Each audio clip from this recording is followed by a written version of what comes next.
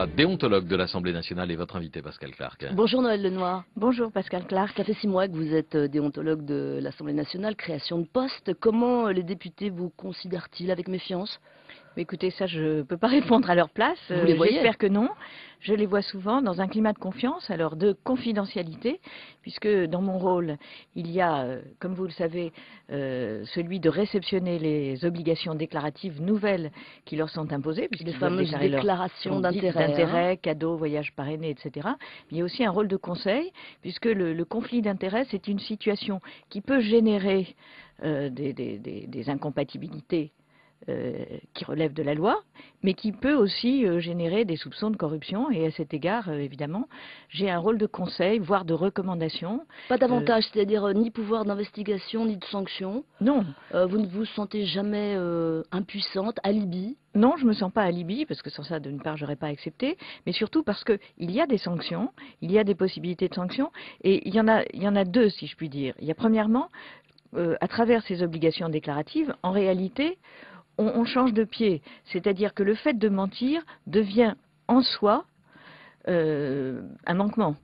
Un manquement qui peut d'ailleurs conduire à des sanctions pénales et qui évidemment sensibilise et responsabilise le parlementaire parce que avec les médias, Internet, les réseaux sociaux, il est relativement aisé de savoir si quelqu'un ment, sauf si c'est un grand fraudeur. Je pense que des fraudeurs du fisc, il n'y en a pas seulement dans la classe politique, mais il y en a tout autant dans la population. C'est-à-dire qu'on peut identifier les petits mensonges, mais pas le gros mensonge Cahuzac, ça on peut pas. Comme disait tout à l'heure Marc Fauvel, si vous fraudez le fisc, vous ne le déclarez pas au fisc. En général, les fraudeurs, et surtout les grands fraudeurs, fraude, on sont très habiles. Mais je n'ai pas le sentiment que la classe politique française soit corrompue, comme le débat actuel pourrait le laisser accréditer. Je pense qu'il y a une responsabilisation à travers ces obligations déclaratives, et puis il y a des sanctions. Et la sanction, c'est le blâme public. C'est-à-dire que si je relève un manquement ou une déclaration inexacte, ou insuffisante. Il m'est déjà arrivé de revenir vers un parlementaire dans la période récente en lui disant « Votre déclaration est incomplète, ambiguë ». Dans l'heure, ils m'ont répondu de manière très précise. Mais si je constate un manquement et si je m'apercevais, par exemple, ce qui n'est pas le cas aujourd'hui, que ces déclarations ont été inexact, pour ne pas dire plus, je saisirai le bureau, et le bureau, c'est prévu dans le code de déontologie de l'Assemblée nationale qui date d'il y a à peu près 1 an et demi, a la possibilité, voire le devoir, de publier le nom de ce parlementaire, et je peux vous dire que cette publicité, ce blâme, c'est extrêmement dissuasif. Donc c'est ça votre arme, la publicité. Pour autant, est-ce que comme votre patron, enfin celui qui vous a nommé, Claude Barthelone, vous êtes opposé à cette espèce de grand déballage, cette publicité donnée au patrimoine des élus, à la démocratie paparazzi? Alors, je n'ai pas été nommé par Claude Barthelone, j'ai été nommé à l'unanimité des groupes politiques et du bureau. J'ai été proposé par lui. Vous dépendez de lui? Ah non, je ne dépends pas de lui, je suis totalement...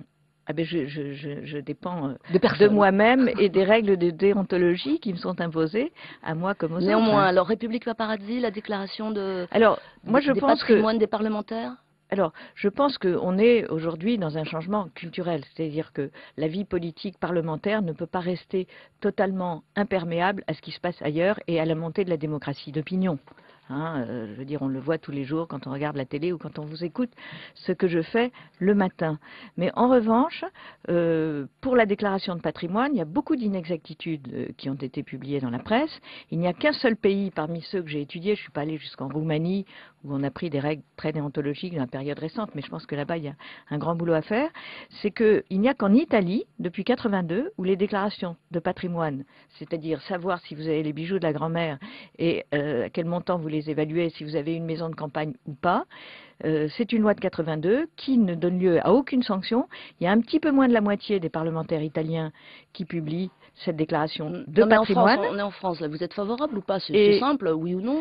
Moi, je ne suis pas favorable, enfin je n'ai pas à me prononcer.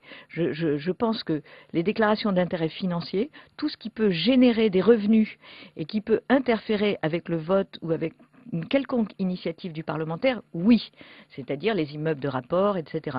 Est-ce qu'on a besoin de savoir si vous avez hérité d'une maison de vos parents ou pas?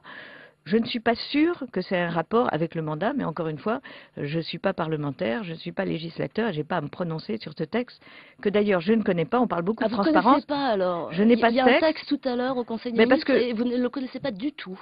je le connais comme vous, par les médias. C'est-à-dire mal, vous n'avez pas été associé. Je suis membre du Conseil d'État, mais le Conseil d'État, qui prône la transparence, garde fort le secret de ses avis. Je suis d'ailleurs pour la publicité de ses avis. Je trouve que ce serait beaucoup plus sain. Dernière question rapidement, un petit cas d'école, le Qatar. Une cinquantaine de députés sont invités à assister au forum de Doha en mai. Il paraît que certains sont venus vous voir en vous posant la question, est-ce que je dois y aller? C'est vrai ou pas? D'abord, je dois garder la confidentialité absolue des contacts singuliers que j'ai avec les parlementaires, puisque je suis seule, je les reçois seule et je ne rends compte à personne, même pas au bureau ou au président de l'Assemblée.